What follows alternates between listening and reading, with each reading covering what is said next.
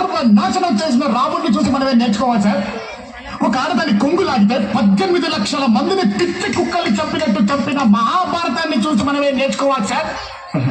నేర్చుకున్నాం సార్. మన జన్మలకు కారణమై మన రక్తాలు పంచుకొని మన జీవితంలో సగభాగాలైన ఆడవాళ్ల మీద ఎన్ని ఎన్ని ఎన్ని ఎన్ని ఎన్ని ఎన్ని దారుణాలు సార్ నీచాతి నీచంగా క్రూరాతి క్రూరంగా జరుగుతున్నాయి. ఒక్కడైనా సార్ పట్టించుకున్నాడా, ప్రశ్నించాడా, నిలదీశాడా, పోనీ ఆపే ప్రయత్నమైనా చేశాడా? అసలే జరుగుతుంది మన దేశంలో. మన అమ్మలు, మన అక్కలు, మన చెల్లెళ్ళు, మన కూతుళ్ళు బయటికైతే తిరిగి వచ్చేంత వరకు ఎందుకు సార్ భయంగా ఉంటున్నావు? బిక్కుమంటూ ఎందుకు ఉంటున్నావు? అరే వాళ్ళెవరో అడవుల్లోకి బాంబుల మధ్య లేదా ఎడారుల్లోకి వెళ్ళిపోతున్నారా? అరే మనలాంటి మనుషుల మధ్యకే కదా సార్ వెళ్ళేది. కామంతో చూస్తున్న కొన్ని వేల కళ్ళ మధ్యలో నడవాలి సార్ మన స్త్రీ. ఎప్పుడు ఎవడు ఎక్కడ ఏం చేస్తాడనే భయం సార్ మనకి. మారాలి సార్, ఈ పద్ధతి మారాలి సార్. సార్ మార్పు అనేది ఏదో ఆకాశం నుంచి ఊడిపడచ్చు సార్, మనలో రావాలి సార్, మనందరిలోనూ రావాలి సార్.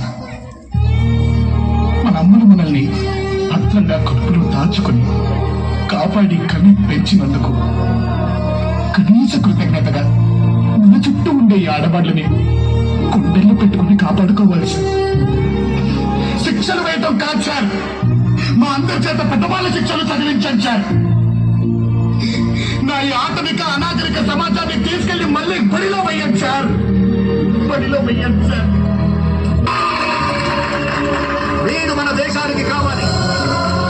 చాలా మంది రాఖీలు కావాలి. రాఖీ జిందాబాద్.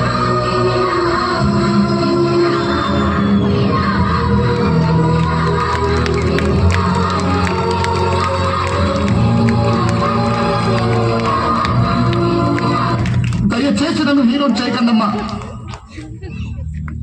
నాలాంటి వాడి అవసరం కూడా మీకు రాకూడదు.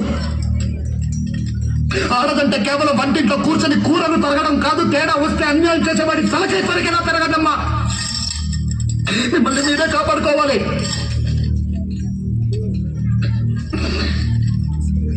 వస్తానమ్మా.